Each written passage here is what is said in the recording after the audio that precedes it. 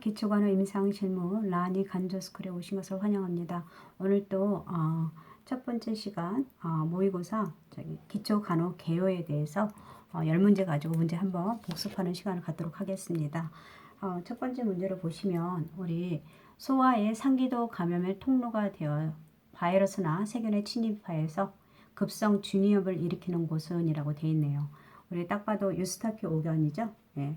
그래서 이거를 갖다가 귀간 또는 이관 아니면은 귀간으로 하는데 이렇게 부르고 있습니다. 답은 1번이고요. 그리고 여기서 보면은 우리가 가장 바깥쪽에 있는 것을 귀바퀴 이개라고 합니다. 예. 그래서 우리가 말이 좀 생소하겠는데 귀바퀴 바깥쪽에 있고요. 그 다음에 우리가 볼 수 있는 게 웨이도. 이 웨이도는 음을 전달하는 것이고 약 성인에서는 2.5cm 정도 되고요. 그리고 이소골은 고막으로부터 공기 진동을 기계적 진동으로 바꾸어서 뇌로 전달하는 역할을 합니다. 이렇게 하는 거 있고요. 그 다음에 고실은 중의 일부를 속하는데 웨이도와 뇌의 사이에 있는 공간을 고실이라 하고요. 그 다음 이관은 중이관으로서 아까 감염의 통로가 돼서 바이러스나 세균에 침입해서 급성 중이염을 일으킬 때 아이들이 감기 같은 거 걸려가지고 막 열나고 그럴 때 막 울잖아요. 그리고 울 때 이때 하품하거나 이럴 때 중이관이 열려서 그때 나타나는 것이 우리가 감염, 중이염 같은 거 일으킬 수 있습니다. 그래서 이때 답은 2번이 되고요. 그 다음 두 번째를 보면은 고혈압 가족력의 임신 32주의 임신부의 혈압이 150에 90일 때에 취할 수 있는 조치로 옳은 것은 이라고 되어 있네요. 조치는 이뇨제를 사용한다. 항고혈압제를 준다. 그리고 단백뇨를 검사를 위해서 소변을 받는다. 바스만 테스트나 VDRL 검사를 한다. MRI를 촬영하도록 한다. 여기서 보면은 일단은 혈압이 150에 90이니까 뭘 의심할 수 있냐면 임신 중독증이죠. 임신 중독증은 임산부의 3대 사망 요인이 되고 그리고 이거 고혈압성 장애는 젊은 초임부나 다산부에서 자주 발생하므로 고혈압이라든지 단백뇨 부종이 임신 중독증의 3대 증상이 될 수가 있습니다. 그래서 우리가 이것을 하기 위해서는 임신 중독증 검사를 위해서는 혈압 측정해야 되고요. 그리고 체중이라든지 아니면 부종 같은 거. 그래서 체중 측정해야 되고 그리고 소변 검사, 단백뇨 검사를 해야 됩니다. 그래서 단백뇨 검사 답이 3이고요. 네. 단백뇨 소변을 그래서 3대 증상이 뭐라고? 아까 말한 것처럼 고혈압이라든지 부종, 단백뇨입니다. 단백뇨 부종이 나오고요. 네. 그리고 이게 임신 중독증의 3대 증상이고 그 다음에 임산부의 사망 요인으로 산후출혈이라든지 감염과 임신 중독증을 줄 수 있고요. 그래서 이게 굉장히 중요하기 때문에 우리가 환자가 산전 검사에서 계속적으로 혈압 측정이라든지 부종이라든지 체중 검사라든지 아니면 단백뇨 소변 검사를 계속적으로 해야 되고요. 그리고 이런 환자들이 만약에 임신 중독증이 됐을 때는 약간 진정제라든지 자간 증상이 나타날 수가 있기 때문에 우리가 방안을 어둡게 둔다든지 그렇게 해서 간호할 수 있도록 하고 또 경련이 심할 때는 진정제를 투여할 수 있고요. 그리고 부종도 이렇게 발에서부터 시작해서 하지, 전신으로 퍼지게 됩니다. 이런 식으로 해줘야 되고 그 다음 바스만 테스트나 VDR에는 매독일 때 나타나고요. 그래서 임신 초기에 우리가 발견할 수 있도록 해야 되고 하는 것입니다. 그 다음 3번을 보면은 혈액 검사에서 혈소판 수치가 저하되어 있는 출혈 가능성이 높은 고혈압 환자에게 투여해서는 안 되는 약물이라고 되어 있네요. 우리가 고혈압, 혈압 강화제는 굉장히 많습니다. 여기서 나온 혈관 이완제라든지 확장제 같은 건 약에 있나 하면은 칼슘 기량제 같은 경우로 엠로디핀이 있고요. 그리고 여러분들 알고 노바스크 있고 그 다음에 딜티아즘이나 베라파미 같은 약물이 있고 그 다음에 항고혈압제로 뭐 되게 많죠. 뭐 베타 아드레날린 차단제라든지 그다음에 알파 아드레날린 차단제라든지 뭐 이런 것들이 있고 엔지오텐신 전환 효소 억제제도 있고 이뇨제도 있습니다. 이뇨제에 있어서 약간 라식스 같은 약물 그다음에 하이드로클로로티아자이드라든지 뭐 이런 약물이 있고요. 그 대신에 가장 중요한 것은 고혈압 환자한테는 항응고제라든지 아스피린 계통 약물을 사용하면 안 됩니다. 그래서 항응고제가 답이 되겠네요. 네. 그 다음에 여기서 보시면 분만 2기에서 분만 2기에서 아두가 만출되는 후 우선적으로 관찰해야 하는 사항으로 옳은 것은 이라고 되어 있네요. 그래서 분만 2기에는 보통 완전 개대부터 시작해서 태아가 몸체로 완전히 만출되는 시기이고 1차적으로 불수의적 운동이 불수의적 자궁수축과 함께 나타나고요. 그리고 2차적으로 인부의 수의적 복부압을 동시에 이용할 수가 있습니다. 그래서 자궁수축 시에는 아두의 일부가 보이는데 보였다가 진통이 소실되는 경우 진례를 들어가는 경우가 있습니다. 이걸 갖다 배림이라 하고요.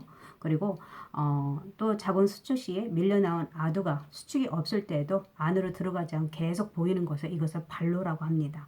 이 발로 후에는 아두가 외부로 밀려 나오게 되고 어깨라든지 등 몸체 순으로 해서 태아가 만출되게 되는데 동시에 자궁 수축이 정지되기도 하는 시기이고요.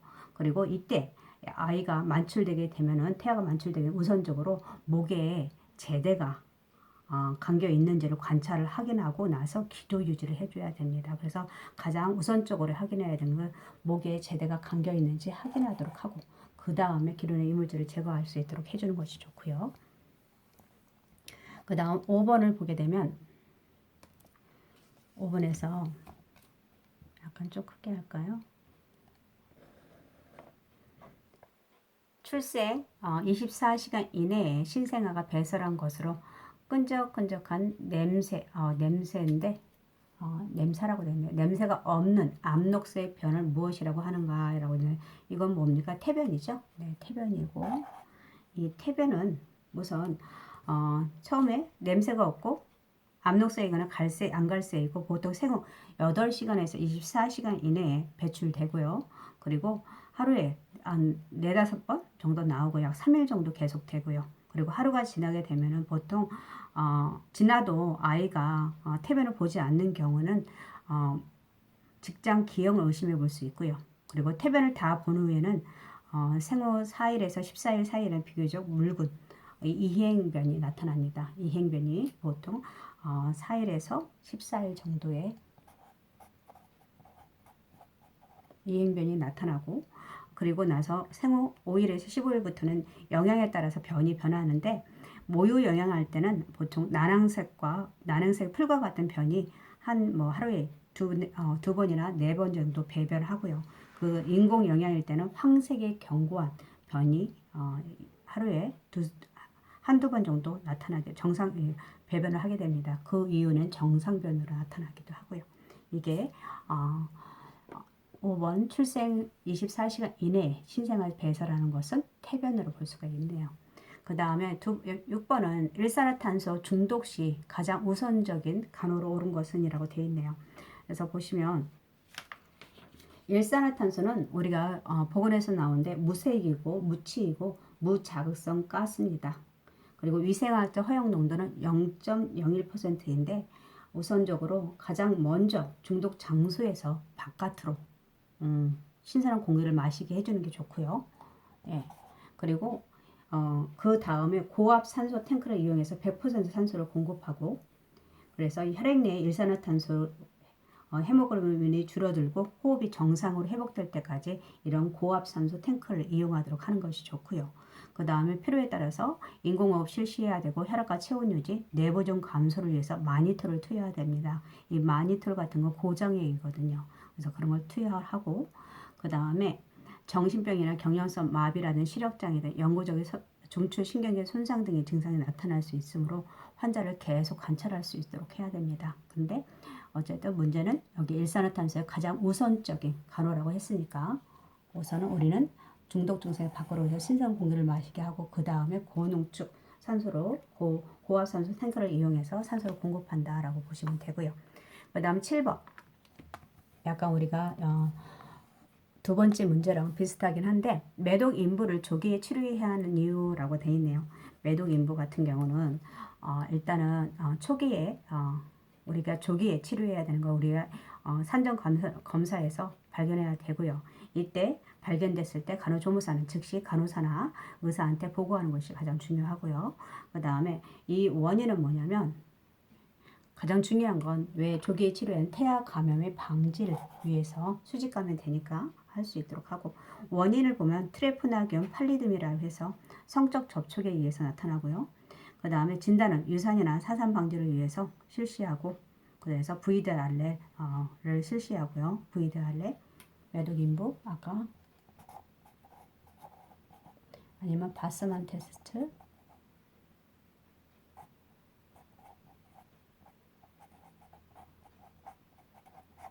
그 다음에 태아 감염 경로는 보통 임신 16주에서 20주의 혈류를 통해서 태반에 전파되기 때문에 태아 감염 방지를 위해서 조기에 치료해야 되고요. 그리고 신생아에게 미치는 영향을 보면은 선천성 매독을 일으킬 수 있고 치료라는 것은 페니실린 같은 항생제를 투여하시는 게 좋습니다. 그 다음에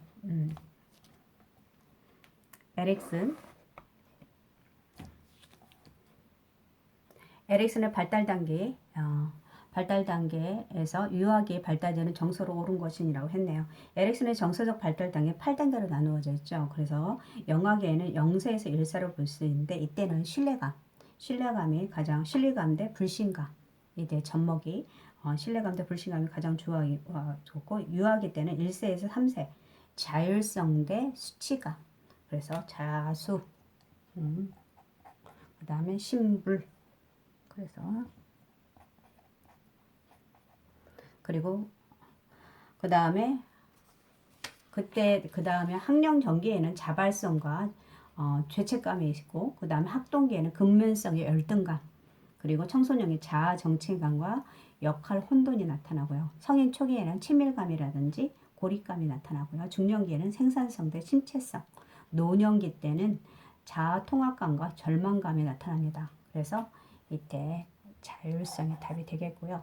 그리고 여기와 따라서 에릭슨과 관련돼서 또 누구를 여러분들 알아야 되는 프로이드의 심리 정서적 발달인데 프로이드는 구강기로 나눴고 구강기는 약 1세 정도로 나가요. 이때 성감대가 입에 집중되어 있고 그 다음 항문기 때는 1세에서 3세 우리 에릭슨의 유아기와 관련되고요. 성감대는 보통 항문으로 볼 수 있고요.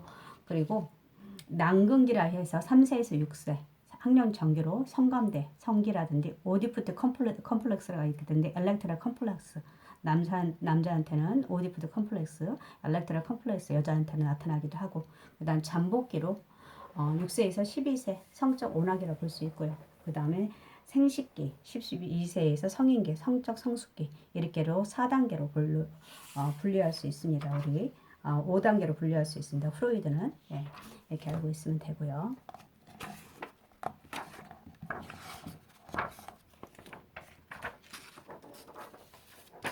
그 다음에 이쪽에 보시면